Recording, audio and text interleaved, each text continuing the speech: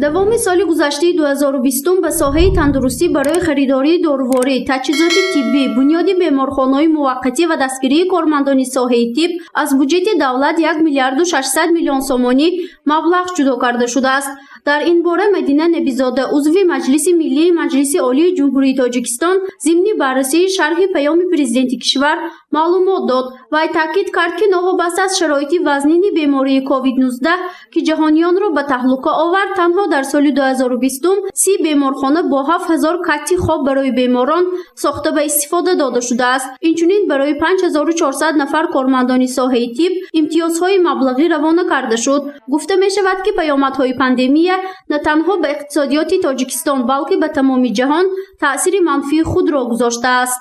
فرمان پرزیدنت کشور از 5 ایون سال 2020 سبوکی‌های اندازی و قرضی و امتیازها برای جبران پول‌ها به مبلغ بیش از 450 میلیون سوم پیشنهاد کرده شدند و ما خوب می‌دانیم که از 1 سپتامبر سال 2020 نفقه به اندازه 15%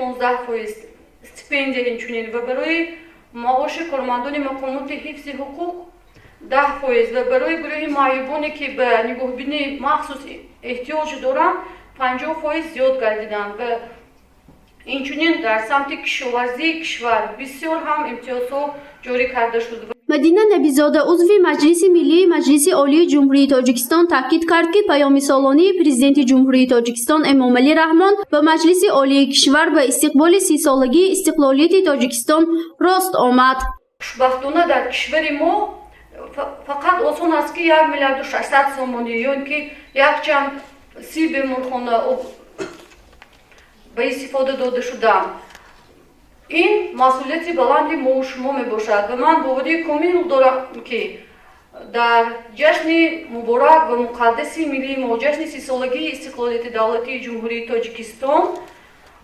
ما با دستاوردهای نو به نو، با ایجادکاری، با همدیگر فهمی، با اهلی، با وحدت و یکدلی،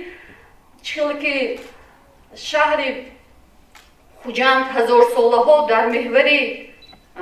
توجه جهانیان بود، باز هم همین خیلی باقی میماند. در ادامه ملاقات ابراهیم جعبارов دکان فاکولته تاریخ و حقوق دانشگاه دولتی خوجند به نام اکادمیک باباجان غفورов آیدی پهلوهای گوناگون پیام پیشوای ملت سخنرانی نمود و تاکید کرد که امروزها صادر شدن جنایت‌های خصوصیت کورپسیونی داشته و مربوط به تروریسم و اکستریسم، جنایت‌های غیرقانونی و معاملات مواد مخدر مسئله داغ است که در پیام پرزیدنت کشور محترم امامعلی رحمان نیز آیدی این مسئله ها ابراز اندیشه نمودند. گفته می شود که صادر شدن جنایت خصوصیت کورپسیونی داشته و دیگر جنایت های وزنین امروزها باوری و اعتماد مردم را به مقامات های دولتی کاسته می گرداند و این حالت ها به تمام ساحه های مختلف کشور خلل می رساند.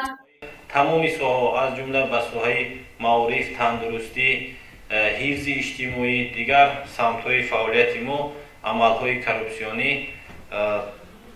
ضرر منفی دارند و پیشوای ملت در برابر مقامات حفظ حقوق به شهروندان کشور مراجعت کردند که به این مسئله مربوط به مبارزه بر ضد کورپسیا ما باید یکجایه عمل نماییم و عمل یکجایه ما را طلب میکند پیشگیری کردن این جنایت.